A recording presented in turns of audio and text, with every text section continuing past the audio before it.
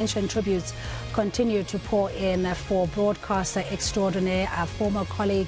He's an author and a political analyst, Eusebius McKaiser, who passed on yesterday at the age of 45. And joining us now to also reflect on this trailblazer is the leader of Build One South Africa, Mr. Mmusi Mainmane. Thank you so much for your time. Good morning.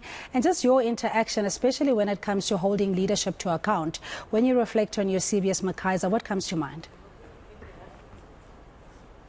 Good morning, and I want to send my deep condolences to his family, to the broadcasting community, and to fellow South Africans as a loss of a truly great South African. You know, Eusebius did not shy away from asking difficult questions. He was fairly intellectual, and the difficulty with going on an interview with Eusebius is that you thought he wanted you to come to his truth rather than for you to tell your truth.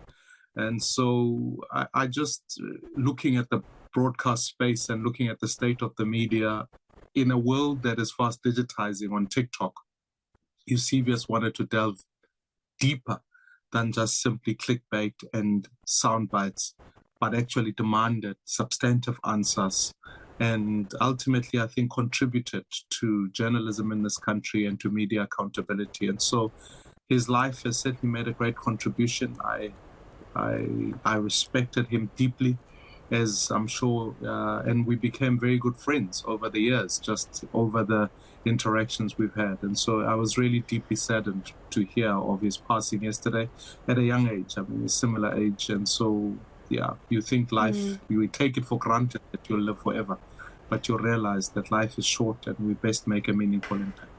Yes, and as you were saying, Mr. Mainmane, is that he lived his truth, and unapologetically so, fearlessly so, and holding leadership to account. I think he's changed the landscape of how we interact with politicians and those in government. Your most memorable interview, you were saying that sometimes he would drive his own truth so that you can subscribe to it. What's your most memorable interaction? You know, probably the most memorable for me was the first time we ever met. I just started out in politics. We met at a cafe in Johannesburg. And the threat was, would you be able to sit with Eusebius and have this long conversation? Because, you know, he was very cynical of politicians and so I can remember that as a cup of coffee. We always used to joke that we'll always have Mill Park, because we used to meet there, and when we spoke, he would challenge every view in me. And so I can remember that all too well, because as a lasting memory, and obviously I hosted him on our Twitter space and in our conversations about South Africa, he was always very deliberate about, Mmusi, what is the plan to get this country out of here? Because here's my suggestions, and what are you going to do about it? And so he certainly asked us to be better.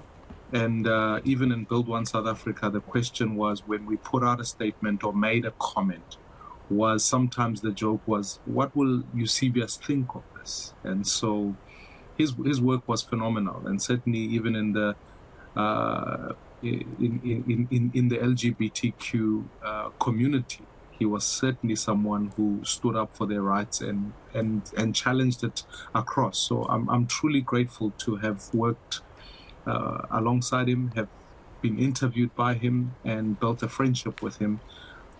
It is indeed a sad one, yeah. It is indeed. He's also described as being community-driven, committed to achieving victory over racism and homophobia, as you were saying. But he's also an inspiration because he comes from modest means and yet was able to churn and carve a path for himself to the point where he's become very prolific in the broadcasting space. Yeah, I mean, from Grahamstown, as he'd piously say, to someone who, as a South African, a fellow South African who went out, challenged boundaries. I'm sure in his own sexual identity, he had to challenge that boundary in a world of race that sought to tell him that you belong here and you can't confront this issue. He challenged that boundary. In a world of journalism where people would become comfortable with just saying, let's just sell more things, he challenged that boundary.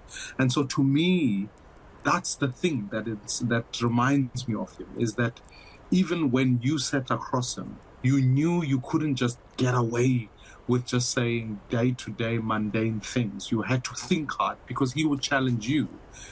He had an intellectual arrogance that sometimes would really get under your skin a little bit, because you'd think, I'm not here to entertain you. But he certainly challenged. He challenged on all scores. And so to me, I think for many South Africans, particularly for journalists, I think he will remind all of them that actually never to settle for status quo, to keep asking for more, and to have a profound degree of disrespect for, in a healthy manner, of politicians and political principles, because at the end of the day, all leaders must serve the people, not the other way around. And so I truly wish that more journalists would reflect on his life, take on that role and say, how can we lift the bar even further up, and equip themselves? Because as you have just correctly said, he studied, he had a master's, he wrote, which meant that you were knowing that when you are coming into a debate,